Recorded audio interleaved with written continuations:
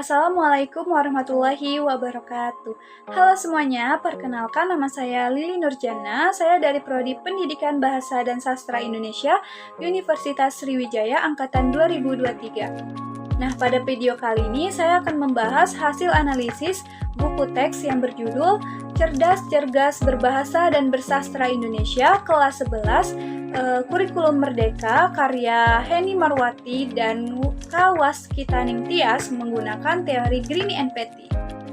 Sebelum memasuki pembahasan yang lebih dalam, mari kita kenal terlebih dahulu nih identitas buku tersebut.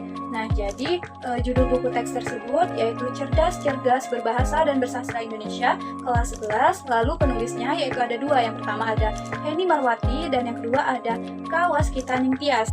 Nah, lalu penerbitnya yaitu Pusat Perbukuan Badan Standar Kurikulum dan Asesmen Pendidikan Kementerian Pendidikan, Kebudayaan, Riset, dan Teknologi.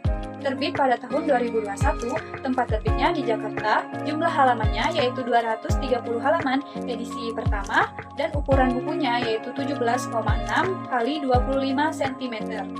Lanjut pada bagian teori-teori yang relevan. Nah, jadi pada analisis ini saya mengambil teori Greene and Petty. Nah, menurut teori Greene and Petty ini dalam Tarigan 1986 halaman 21 menerangkan bahwa ada 10 perihal yang harus dipenuhi oleh buku teks.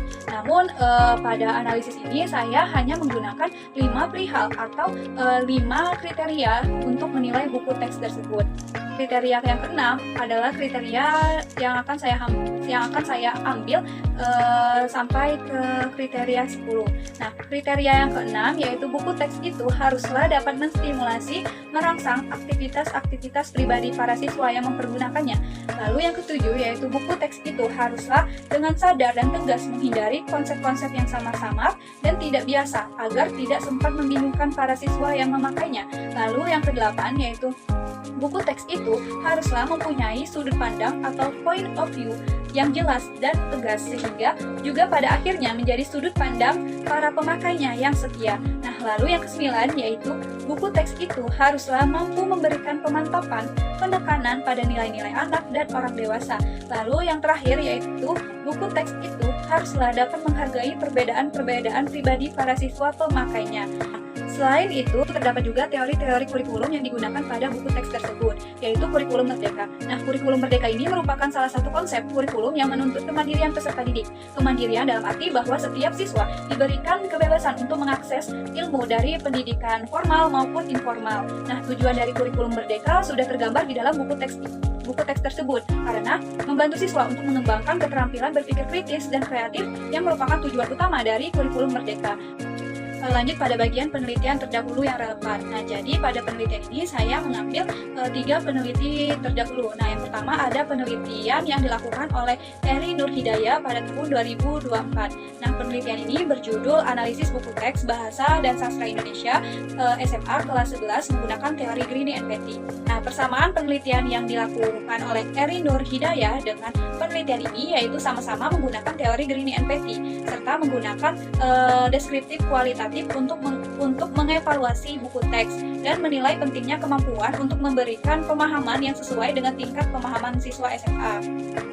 Sedangkan perbedaannya yaitu penelitian Eri Nur Hidayah lebih menekankan pada aspek visual dan ilustrasi sebagai salah satu daya tarik buku teks. Sedangkan penelitian ini lebih berfokus pada aspek keterkaitan materi dengan kompetensi siswa.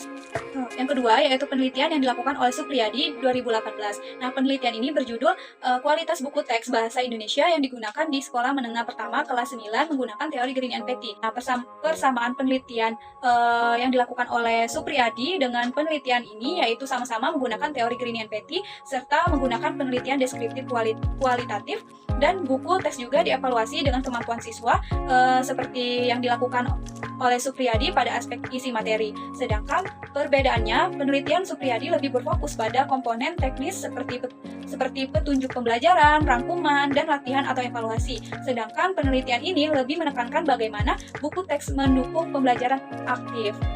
Nah, lalu penelitian terdahulu yang ketiga yaitu ada penelitian yang dilakukan oleh Rama Ardiansyah 2023. Nah, penelitian ini berjudul Bahasa Indonesia Kelas 11 Kurikulum Merdeka menggunakan teori Greene and Petty. Persamaan penelitian yang dilakukan oleh Rama Ardiansyah dengan penelitian ini yaitu sama-sama menggunakan teori Greene and Petty indikator 6-10. Lalu kedua, penelitian ini juga mengamati apakah buku teks memberikan materi secara runtut dan mudah dipahami. Sedangkan perbedaannya yaitu penelitian yang dilakukan oleh Rama Ardiansyah menggunakan instrumen wawancara dan observasi untuk mengumpulkan data, sedangkan penelitian ini menggunakan kuesioner dengan skala Goodman.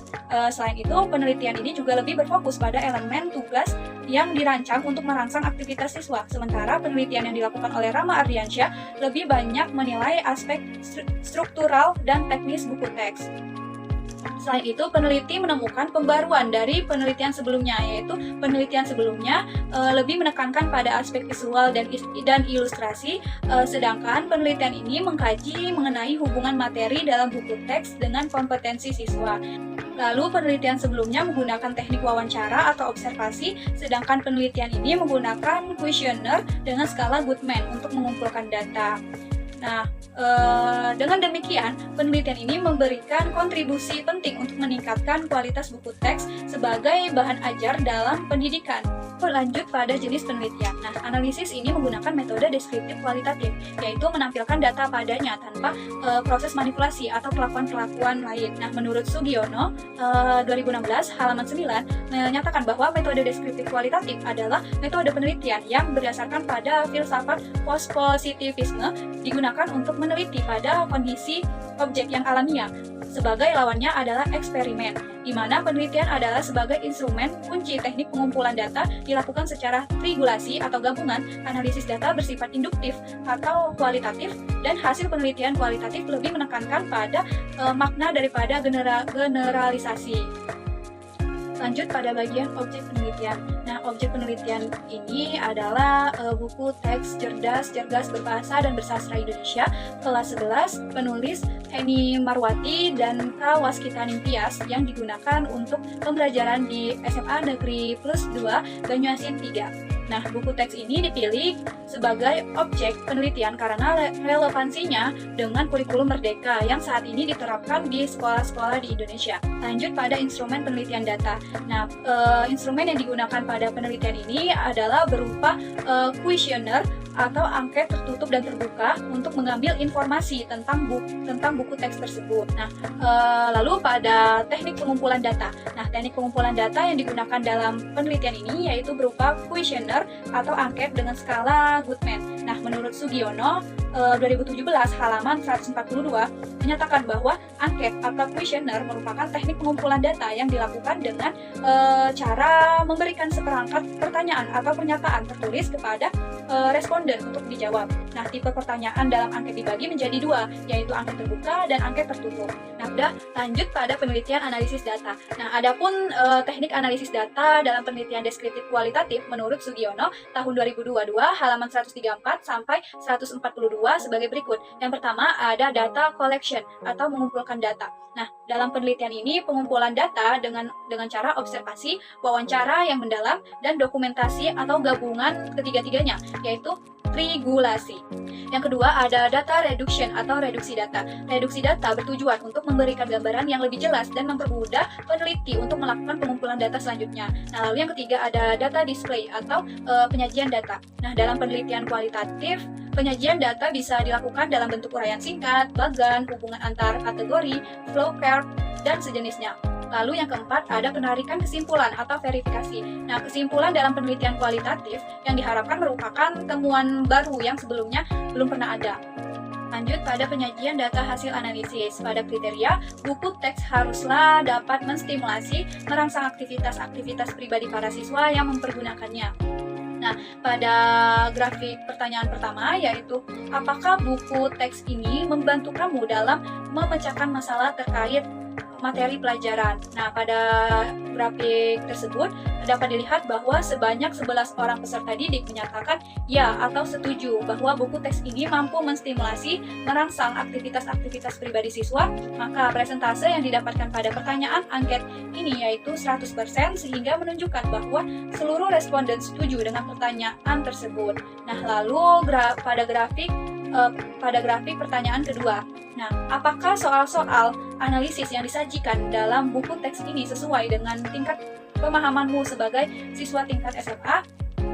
Dapat kita lihat bahwa pada grafik tersebut sebanyak 11 orang peserta didik menyatakan ya atau setuju bahwa buku teks ini mampu menyajikan soal-soal analisis sesuai dengan tingkat pemahaman siswa tingkat SMA. Maka persentase yang didapatkan pada pertanyaan angket kedua ini yaitu 100%, sehingga menunjukkan bahwa seluruh responden setuju dengan pertanyaan tersebut.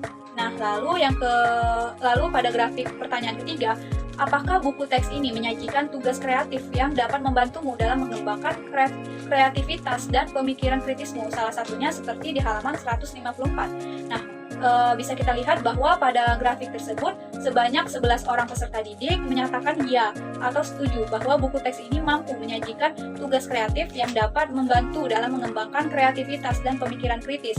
Maka presentase yang didapatkan pada pertanyaan angket ketiga ini yaitu 100%, sehingga menunjukkan bahwa seluruh responden setuju dengan pertanyaan tersebut. Dari ketiga pertanyaan angket tersebut, berdasarkan pendapat responden, maka sebanyak 100% siswa setuju, dan dapat disimpulkan bahwa buku teks yang digunakan siswa di SMA tersebut sudah memenuhi indikator ini. Pertama, siswa menyatakan bahwa buku teks tersebut membantu dan berisi informasi dalam menganalisis teori atau masalah terkait materi pelajaran, serta buku teks ini terdapat jawaban yang dibutuhkan siswa, terkadang dapat ditemukan di buku. Hal ini menunjukkan bahwa buku teks tersebut efektif dalam memberikan bantuan kepada siswa dalam memahami materi pelajaran. Nah, lalu yang kedua, siswa juga menyatakan bahwa isi buku teks ini sesuai dengan kemampuan dan pemahaman siswa SMA yang mudah dipahami serta menyajikan soal-soal analisis yang cocok dengan tingkat SMA. Lalu hal ini menunjukkan bahwa buku teks tersebut efektif dalam menyesuaikan materi dengan tingkat pemahaman siswa. Ketiga, buku teks ini mendorong kreativitas dan kemampuan berpikir kritis siswa. Selain itu, siswa juga menyatakan bahwa setiap subbabnya memberikan tugas proyek yang dapat mengembangkan kreativitas dan pemikiran kritis. Berdasarkan tanggapan siswa di atas, maka berdasarkan tanggapan siswa tersebut, maka peneliti juga setuju dengan pertanyaan tersebut karena peneliti menemukan bahwa buku teks tersebut dapat membantu dalam memecahkan masalah terkait materi pelajaran, terbukti pada halaman 72. Nah, lalu buku teks ini juga menyajikan materi yang relevan dan sesuai dengan tingkat pemahaman siswa, yaitu tingkat SMA, terbukti pada halaman 37. Selain itu, buku teks ini juga dilengkapi dengan tugas-tugas kreatif yang dirancang untuk mengembangkan kemampuan berpikir kritis dan kreativitas siswa, terbukti pada halaman 25, 48, 154, dan sebagainya.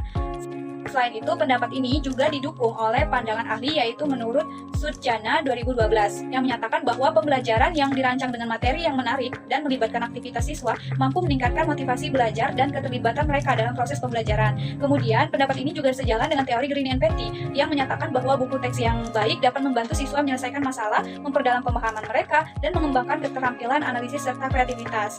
Lalu, jika dihubungkan dengan teori relevan, khususnya aspek stimulasi dan pengembangan keterampilan siswa dalam buku teks, maka penelitian ini menunjukkan bahwa buku teks tersebut telah memenuhi standar kualitas yang telah ditetapkan oleh teori Green and Petty. Nah, lanjut pada kriteria buku teks itu haruslah dengan sadar dan tegas, menghindari konsep-konsep yang samar-samar. Nah, bisa kita lihat pada grafik pertanyaan pertama, yaitu apakah kamu merasa bahwa urutan materi dalam buku teks ini disajikan secara runtut, mulai dari konsep yang sederhana hingga ke konsep yang lebih kompleks. Jadi, dapat kita lihat bahwa pada grafik tersebut sebanyak 11 siswa menyatakan ya atau setuju bahwa buku teks ini mampu menyajikan materi secara runtut, mulai dari konsep yang sederhana hingga ke konsep yang lebih kompleks. Maka presentase yang didapatkan pada pertanyaan angket pertama ini yaitu 100%, sehingga menunjukkan bahwa seluruh responden setuju dengan pertanyaan tersebut. Nah, lalu pada grafik pertanyaan kedua, apakah kamu merasa bahwa contoh-contoh yang diberikan dalam buku teks ini cukup mewakili konsep yang sedang dipelajari? Maka bisa kita lihat bahwa pada grafik tersebut sebanyak 11 orang peserta didik menyatakan ya atau setuju bahwa buku teks ini mampu menyajikan contoh-contoh yang cukup mewakili konsep yang sedang dipelajari. Maka presentase yang didapatkan pada pertanyaan angket kedua ini yaitu sebanyak 100%, sehingga menunjukkan bahwa seluruh responden setuju dengan pertanyaan tersebut. Nah, lalu pada grafik pertanyaan ketiga, apakah kamu merasa bahwa buku teks ini tidak menggunakan istilah-istilah yang sulit dipahami oleh siswa tingkat SMA? Jika ada yang sulit, berikan contoh istilah apa? Nah, Bisa kita lihat bahwa pada grafik tersebut sebanyak 10 orang peserta didik menyatakan ya atau setuju bahwa buku teks ini mampu menggunakan istilah yang tidak sulit dipahami oleh tingkat SMA. Nah, sedangkan sebanyak 2 orang peserta didik menyatakan sebaliknya. Maka persentase yang didapatkan pada pertanyaan angket ini yaitu 90,9% setuju dan 18,2% tidak setuju. Dari ketiga pertanyaan angket yang telah disebarkan berdasarkan pendapat responden, maka sebanyak 90,9% siswa setuju dan dapat disimpulkan bahwa buku teks yang digunakan siswa di SMA tersebut sudah cukup memenuhi indikator ini. Nah, pertama, siswa menyatakan bahwa buku teks tersebut memberikan materi secara bertahap dan berurutan. Lalu yang kedua, siswa juga menyatakan bahwa contoh-contoh yang diberikan dalam buku teks tersebut setiap subbabnya sudah mewakili sehingga membantu dalam memahami materi. Ketiga, istilah yang digunakan dalam buku teks tersebut sudah sesuai dengan kemampuan siswa tingkat SMA. Meskipun terdapat siswa yang menyatakan sebaliknya dengan alasan bahwa terdapat kata fonologi, koherensi, dan kohesi yang sulit dipahami. Nah, berdasarkan tanggapan siswa di atas, maka peneliti menemukan bahwa buku teks tersebut menyajikan materi secara runtut, mulai dari urutan materi seperti argumentasi, teks berita, cerita pendek, menulis puisi, pertunjukan drama, dan karya ilmiah, sehingga menunjukkan struktur yang dapat membantu siswa memahami pelajaran secara bertahap. Nah, terbukti pada daftar isi buku teks tersebut. Selain itu, buku teks ini juga menyediakan contoh-contoh yang relevan dan cukup mewakili konsep yang sedang dipelajari, terbukti pada halaman 202. Selain itu, istilah yang digunakan dalam buku teks ini sudah sesuai dengan kemampuan siswa tingkat SMA, karena istilah yang tidak dipahami terdapat pada glosarium, terbukti pada halaman 215. Namun, terdapat tantangan yang dihadapi oleh sebagian siswa terkait dengan pemahaman istilah yang masih perlu diperhatikan lebih lanjut. Selain itu, pendapat ini juga sejalan dengan teori Greene and Petty yang menekankan bahwa buku teks yang berkualitas harus menghindari ambiguitas dalam konsep-konsep yang disampaikan dan memberikan penjelasan yang jelas serta terstruktur agar dapat memenuhi kebutuhan belajar siswa. Lalu, jika dihubungkan dengan teori relevan, maka buku teks tersebut cukup berhasil dalam menghindari konsep-konsep yang samar-samar dan menyajikan materi secara jelas dan bertahap. Meskipun masih perlu penyempurnaan khususnya dalam hal penyederhanaan istilah dalam mendukung proses belajar. Lalu, pada kriteria buku teks itu haruslah mempunyai sudut pandang atau point of view yang jelas dan tegas. Nah, pada grafik pertanyaan 1, pada cerpen tukang cukur yang terdapat pada halaman 67 menggunakan sudut pandang orang ketiga. Apakah sudut pandang yang disajikan membantu pemahamanmu terhadap perasaan tokoh utama? Nah, berdasarkan bisa kita lihat bahwa pada grafik tersebut sebanyak 11 orang peserta didik menyatakan ya atau setuju bahwa buku teks ini mampu menggunakan sudut pandang orang ketiga dengan efektif. Maka presentase yang didapatkan pada pertanyaan angket ini yaitu 100%, sehingga menunjukkan bahwa seluruh responden setuju dengan pertanyaan tersebut. Nah, lalu pada grafik pertanyaan kedua yaitu apakah buku teks ini menyajikan berbagai sudut pandang yang berbeda tentang suatu topik. Nah, bisa kita lihat bahwa pada grafik tersebut sebanyak 10 orang peserta didik menyatakan ya atau setuju bahwa buku teks ini mampu menyajikan berbagai sudut pandang yang berbeda peserta didik, sedangkan sebanyak 2 orang peserta didik menyatakan sebaliknya. Maka persentase yang didapatkan pada pertanyaan angket ini yaitu 90,9% setuju, 18,2% tidak setuju. Dari ketiga pertanyaan angket yang telah disebarkan, berdasarkan pendapat responden, maka sebanyak 90,9% siswa setuju dan dapat disimpulkan bahwa buku teks yang digunakan di sekolah tersebut cukup memenuhi indikator ini. Pertama, pada cerpen tukang cukur, siswa menyatakan bahwa sudut pandang yang digunakan dalam cerpen tersebut dianggap sangat membantu siswa dalam memahami dan merasakan kesulitan yang dialami oleh tokoh utama. Nah, kedua, siswa juga menyatakan bahwa buku teks tersebut lebih menyediakan sudut pandang pertama dan sudut pandang orang ketiga, serta sesuai dengan kebutuhan dalam menyampaikan suatu topik. Namun, beberapa siswa merasa sebaliknya tanpa memberikan penjelasan. Nah, berdasarkan tanggapan siswa tersebut, maka peneliti menemukan bahwa buku teks tersebut mampu menyajikan sudut pandang orang ketiga yang dapat memudahkan siswa untuk memahami cerita tersebut. Salah satunya pada cerpen tukang cukur pada halaman 67 sampai 72. Nah, lalu buku teks ini juga menyajikan berbagai sudut pandang berbeda terhadap suatu topik. Terbukti pada halaman 52 yang menggunakan sudut pandang orang pertama, sementara pada halaman 75 menggunakan sudut pandang orang kedua, dan pada halaman 109 menggunakan sudut pandang orang ketiga, meskipun beberapa siswa menyatakan sebaliknya tanpa alasan yang jelas. Selain itu, pendapat ini juga sejalan dengan teori Greene and Petty yang menyatakan bahwa keberadaan sudut pandang yang tegas dan konsisten dalam dalam buku teks akan mendukung keterbacaan dan pemahaman siswa terhadap isi materi. Penggunaan sudut pandang yang beragam dinilai mampu meningkatkan siswa dalam berpikir kritis, melihat suatu masalah dari perspektif yang berbeda. Lalu, jika dihubungkan dengan teori relevan, maka buku teks mengenai indikator ini cukup berhasil dalam menyelesaikan materi dengan sudut pandang yang jelas.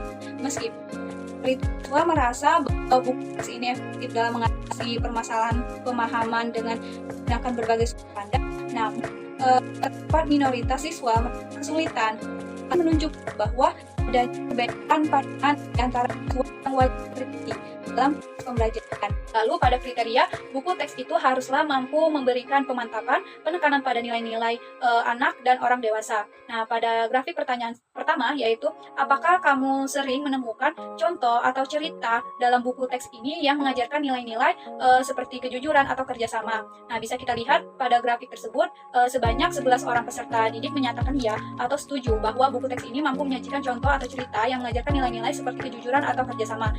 Maka presentase yang didapatkan pada pertanyaan angket ini yaitu 100%, sehingga menunjukkan bahwa seluruh responden setuju dengan pertanyaan tersebut. Lalu pada grafik pertanyaan kedua yaitu, apakah buku teks ini mengajarkan kamu tentang pentingnya sikap saling menghormati antar individu? Nah, bisa kita lihat berdasarkan grafik tersebut bahwa sebanyak 10 orang peserta didik menyatakan ya atau setuju bahwa buku teks ini mampu menyajikan pentingnya sikap saling menghormati antar individu. Sedangkan sebanyak 1 orang peserta didik menyatakan sebaliknya. Maka presentase yang didapatkan pada pertanyaan angket ini yaitu 90,9% setuju dan 9,1% tidak setuju.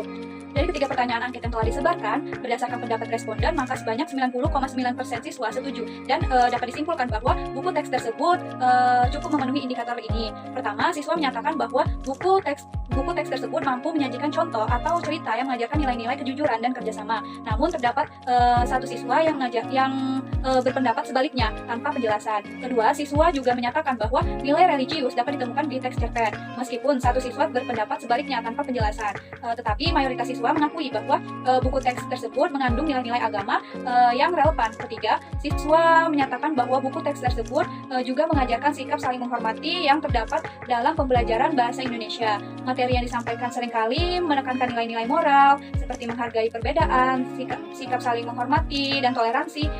Selain itu juga sikap saling menghormati terdapat dalam cerpen, meskipun terdapat beberapa siswa yang menyatakan sebaliknya tanpa memberikan penjelasan. Nah, berdasarkan tanggapan siswa tersebut, maka peneliti juga setuju dengan pertanyaan tersebut karena peneliti menemukan bahwa buku teks tersebut menyajikan contoh atau cerita yang mengajarkan nilai-nilai kejujuran atau kerjasama. Terbukti pada halaman 67 sampai 72 terdapat nilai kejujuran, yaitu pada tokoh Gito yang jujur dan sederhana. Ia tidak berpura-pura dalam kehidupannya, sedangkan tukang cukur merupakan orang yang rela kehilangan kejujurannya untuk bertahan hidup demi mendapatkan kekuasaan.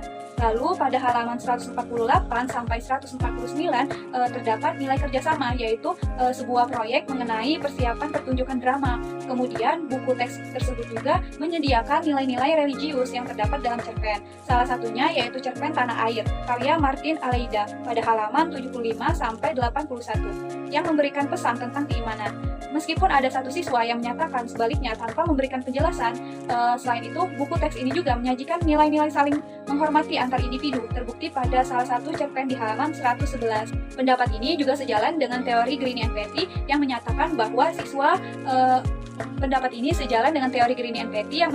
bahwa buku teks yang baik tidak hanya menyampaikan pengetahuan, tetapi juga membantu siswa dalam mengembangkan nilai-nilai moral, sosial, dan emosional. Jika dihubungkan dengan teori relevan dalam memenuhi indikator ini, maka buku teks tersebut cukup berhasil dalam mengajarkan nilai-nilai penting yang dapat membantu perkembangan karakter siswa. Lalu pada kriteria buku teks itu haruslah dapat menghargai perbedaan-perbedaan pribadi para siswa pemakainya. Pada grafik pertanyaan 1 yaitu pada grafik pertanyaan 1 yaitu apakah buku teks ini menyediakan berbagai metode penyampaian materi, misalnya teks, gambar, video, dan lainnya untuk mendukung berbagai gaya belajarmu. Berdasarkan grafik tersebut, maka dapat kita lihat bahwa sebanyak 10 orang peserta didik menyatakan ya atau setuju bahwa buku teks ini mampu menyediakan berbagai metode penyampaian materi untuk mendukung gaya belajar siswa, sedangkan sebanyak 1 orang peserta didik menyatakan sebaliknya. Maka presentase yang didapat pada pertanyaan angket ini yaitu 90,9% setuju dan 9,1% tidak setuju. Lalu pada grafik pertanyaan kedua yaitu apakah buku teks ini terdapat kegiatan yang memungkinkan kamu untuk belajar dengan cara yang kamu sukai. Nah, berdasarkan grafik tersebut bahwa sebanyak 10 orang peserta didik menyatakan ya atau setuju bahwa buku teks ini mampu menyajikan kegiatan belajar dengan cara yang disukai oleh masing-masing siswa. Sedangkan sebanyak 1 orang peserta didik menyatakan sebaliknya. Maka presentase yang didapatkan pada pertanyaan angket kedua ini yaitu 90,9% setuju dan 9,1% tidak setuju. Kedua, mayoritas siswa juga menyatakan bahwa buku teks tersebut menyajikan kegiatan yang memungkinkan siswa belajar dengan cara yang mereka sukai. Berikut beberapa tanggapan mereka mengenai cara belajar yang disukai, yaitu membuat vlog, membuat cerpen, serta video dan gambar. Sedangkan terdapat juga siswa yang menyatakan sebaliknya, tetapi tidak memberikan penjelasan. Berdasarkan tanggapan siswa tersebut, maka peneliti juga setuju dengan pertanyaan tersebut karena peneliti menemukan bahwa buku teks tersebut menyajikan berbagai metode penyampaian materi. Dari ketiga pertanyaan angket yang telah disebarkan, berdasarkan tanggapan responden, maka sebanyak 90,9% siswa setuju. Dan dapat disimpulkan bahwa buku teks yang digunakan di SMA tersebut cukup memenuhi indikator ini. Pertama, mayoritas siswa juga menyatakan bahwa buku teks ini menyediakan berbagai metode penyampaian materi yang mendukung gaya belajar yang beragam. Namun, terdapat juga siswa yang menyatakan sebaliknya, tetapi tidak memberikan penjelasan. Terbukti pada halaman 42, terdapat barcode untuk mengakses media pembelajaran dari video maupun sumber belajar online lainnya. Hal ini sangat membantu siswa yang memiliki gaya belajar visual. Selain itu, buku teks ini juga terdapat kegiatan belajar dengan cara yang disukai siswa, yaitu seperti proyek pembuatan vlog, cerpen, dan lainnya, sehingga memberikan kesempatan bagi siswa untuk belajar melalui cara yang kreatif, terbukti pada halaman 48.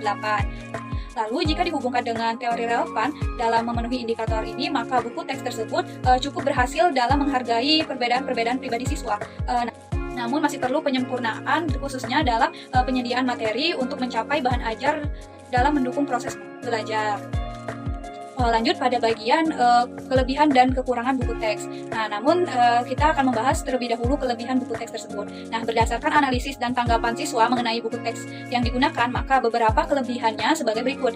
Yang pertama, yaitu buku teks tersebut menyajikan materi dengan runtut, mulai dari yang sederhana hingga ke kompleks. Yang kedua, yaitu buku teks tersebut menyediakan peta konsep di setiap awal bab. Yang ketiga, yaitu buku teks tersebut menyajikan berbagai kegiatan yang menarik bagi siswa. Lalu yang keempat, yaitu buku teks tersebut memuat tugas atau proyek yang mampu mengembangkan pemikiran kritis dan kreatif siswa. Nah, lalu yang kelima, yaitu buku teks tersebut memuat nilai-nilai penting seperti kejujuran, kerjasama, religius, dan toleransi. Nah, selanjutnya yaitu kekurangan buku teks. Nah, berdasarkan analisis dan tanggapan siswa mengenai buku teks tersebut, maka terdapat beberapa kekurangannya sebagai berikut. Nah, yang pertama itu ada buku teks tersebut masih terdapat istilah-istilah sulit bagi beberapa siswa. Nah, lalu yang kedua yaitu buku teks tersebut cukup beragam dalam menyajikan sudut pandang, namun tidak semua materi berhasil menunjukkan sudut pandang yang konsisten pada beberapa sub. Lalu yang ketiga yaitu buku teks tersebut menyediakan metode pembelajaran yang bervariasi. Lalu yang keempat yaitu refleksi. Nah, refleksi ini berada di setiap akhir bab. Namun instrumen evaluasi diri cenderung sederhana. Seringkali hanya meminta siswa untuk mencentang daftar tersebut, sehingga hal tersebut tidak cukup untuk menggali pemahaman siswa.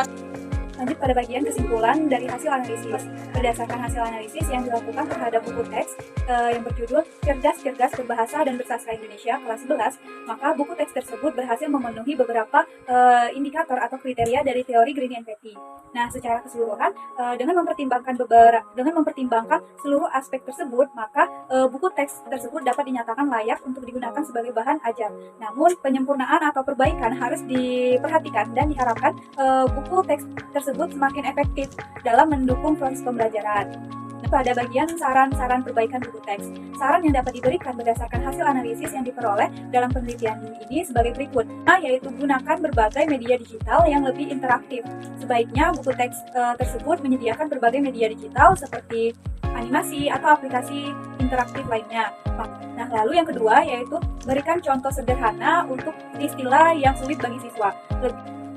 Lalu yang ketiga yaitu pengayaan glosarium. Pengayaan glosarium dilakukan agar dapat menyediakan glosarium yang lebih rinci untuk membantu siswa dalam memahami istilah yang sulit. Lalu yang keempat yaitu melakukan pembaruan terhadap refleksi dengan berbasis narasi atau esai yang dapat melibatkan pemikiran kritis siswa. Nah, dalam refleksi ini, siswa bisa mengungkapkan pendapat atau pemikiran mereka tentang materi yang telah dipelajari. Lanjut pada bagian saran untuk penelitian selanjutnya. Nah, saran yang dapat peneliti berikan untuk penelitian selanjutnya yaitu dengan melihat pada hasil yang telah diperoleh tentang kualitas buku teks tersebut sebagai berikut. Nah, yang pertama yaitu penelitian selanjutnya dapat mengumpulkan pendapat dari guru dan siswa mengenai buku teks dengan menggunakan wawancara atau observasi langsung yang nantinya dapat memberikan perspektif tambahan untuk perbaikan kualitas buku di masa yang akan datang. Lalu yang kedua yaitu penelitian selanjutnya mampu melakukan penelitian untuk mengevaluasi sejauh mana buku teks tersebut dapat meningkatkan keterlibatan siswa dalam proses pembelajaran. Hal ini sebaiknya menggunakan metode observasi atau wawancara dengan siswa secara langsung. Selain itu, penelitian selanjutnya juga disarankan untuk menggunakan skala Likert agar dapat menilai seberapa sering siswa berpartisipasi dalam diskusi dan berkolaborasi dengan teman-temannya di kelas. Nah, lalu yang ketiga yaitu penelitian selanjutnya sebaiknya menggunakan kombinasi metode penelitian kuantitatif dan kualitatif untuk mengumpulkan data yang lebih dalam agar mendapatkan lebih banyak informasi dari responden. Selesai sudah pemaparan hasil analisis dari saya. Mohon maaf apabila terdapat salah kata. Saya tutup dengan pantun terlebih dahulu. Pergi ke pasar bersama Taya. Sampai di sana membeli ikan. Sekian pemaparan dari saya. Terima kasih sudah memperhatikan. Saya akhiri dengan mengucapkan wabillahi taufiq wal hidayah. Wassalamualaikum warahmatullahi wabarakatuh. Sampai jumpa di video selanjutnya.